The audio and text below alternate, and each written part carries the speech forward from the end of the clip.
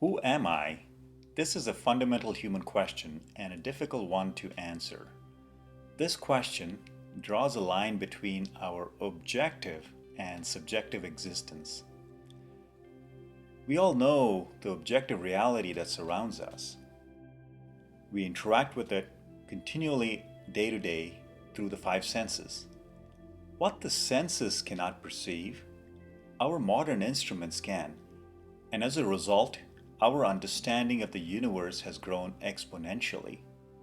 Along with this, the subjective space remains unexplained. When there is so much to do in the world, with so little time on our hands, why is this question even relevant in this day and age? There are two reasons for this. Firstly, every one of us has the instinct of self-discovery. It may lay dormant, but it will surface one day. This usually happens when we grow in contentment. When we are satisfied with the external, it's natural for curiosity to build regarding the interior aspect of our being.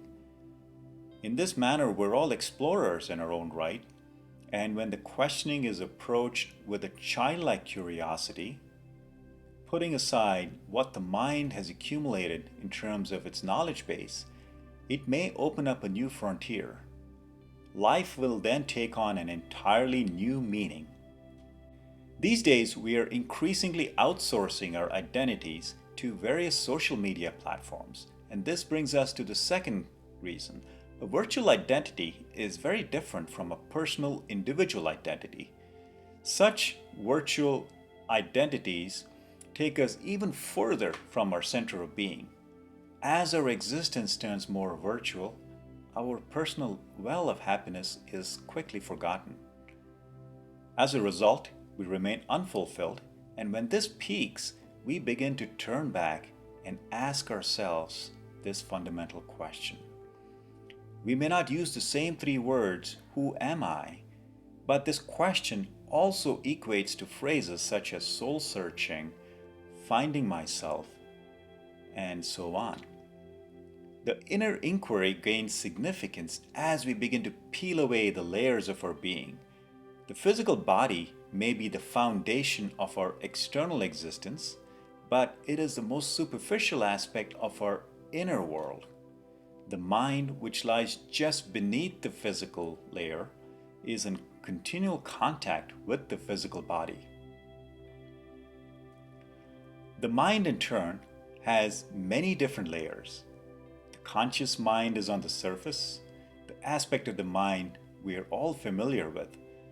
The subconscious and the unconscious aspects of the mind are more mysterious and harder to study and understand. Taking the mind as a whole, not its individual components, it follows that the mind must exist in relation to something else. That something else is the space which contains the mind. Just as heavenly bodies do not create space as they grow, but expand into space that is already in existence, the mind, as it grows into a mysterious inner space. A sense of presence can fill this inner space. We cannot see or describe the sense of presence, but we know it is real. It's always there, and this perception that is free of any thought is a manifestation of this sense of presence. It can remain independent while the mind operates and creates the world of experiences for us. The mind is formless, and the body has a form. So we can draw a clear line of distinction between the two, but it becomes tricky when we try to distinguish between the formless mind and the formless sense of presence. The question then arises, is perception based off of a thought, an idea, or is it a direct perception? When the mind becomes the base of perception, almost always a thought or an idea is involved.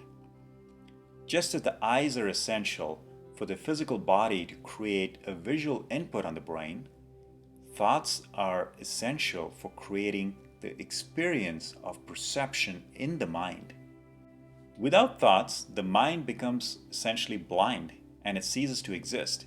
Unlike physical forms, which disappear moment they cease to exist, the mind keeps coming back from a place of non-existence.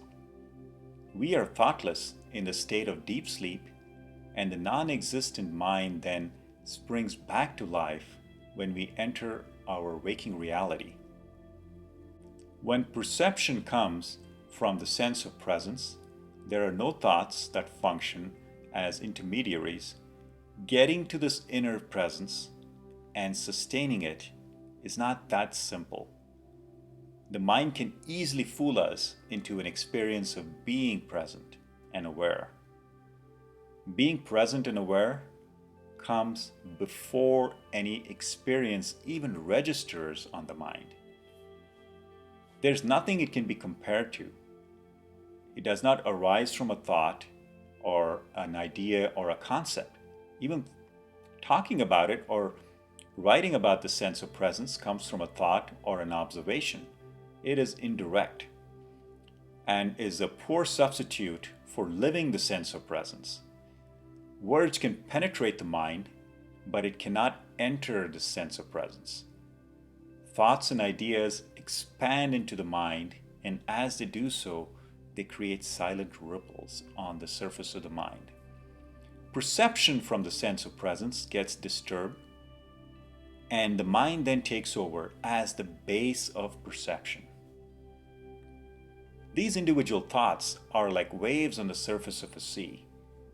Any wave has a point of origin, a direction of travel, and ultimately its energy is lost as the wave no longer exists.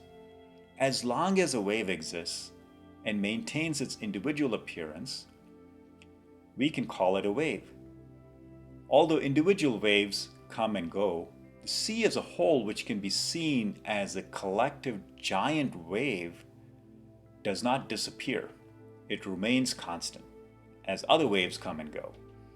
All thoughts that have come and gone, or yet to come into existence, exist in the space that is filled with the sense of presence. Collectively, they exist as the I. If the individual thoughts disappear, the I always remains and is a constant factor throughout our lives. This arrangement between the sea of individual thoughts and the one I is significant. It is a strong bond. We cannot easily disrupt this arrangement. The I can be thought of as a lighthouse, just as a lighthouse keeps ships away from potentially hazardous shallow waters. The I keeps the shallow, imaginary world of thoughts and ideas from disappearing into the depths of awareness. The I stands as an imaginary barrier between thoughts and the sense of presence. We cannot transcend this barrier using thoughts or harboring specific concepts. The question, who am I, is closely linked to the sense of presence, and the mind is not equipped to answer this question.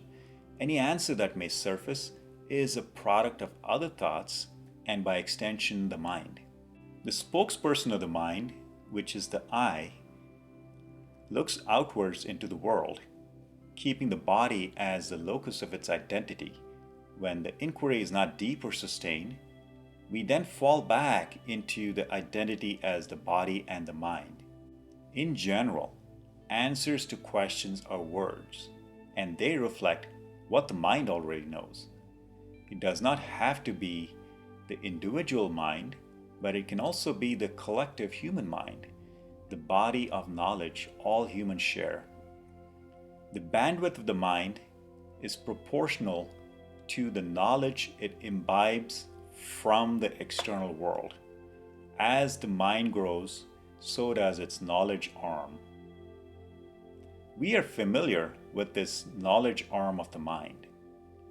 It helps us process and store discrete bits of data, collating and corroborating this information to create a whole experience, a well-rounded picture of our external reality.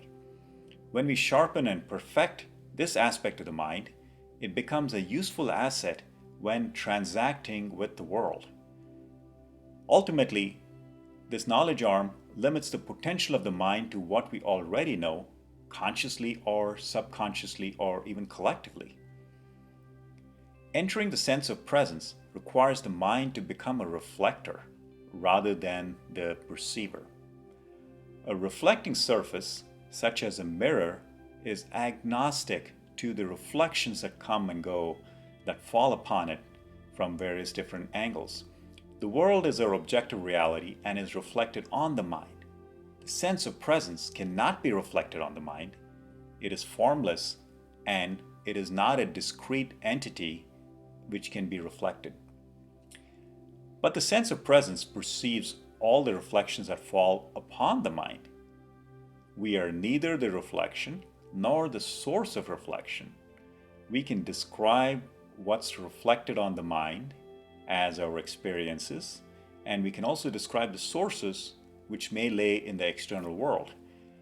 But when we try to describe the subjective sense of presence, words encounter inner silence, and all descriptions simply fall away. In that silence lies the key to the sense of presence. It is a silent understanding.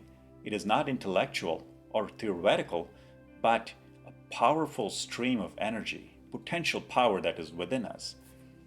The energy that comes from inner understanding can transform itself into different types of creative expressions. Thoughts and ideas serve as vehicles of such creative expressions. This type of creativity is continuous, inexhaustible, and without beginning or end. It is like a river that continuously flows. The exact source of a river may not be visible, but its destination, the sea, is easily accessible to all. The sense of presence cannot be pinned to one tangible source, but its energy flows into the sea of the mind, the plane of experiences we are familiar with. The question, who am I, helps us follow the energy of creativity back to its intangible source.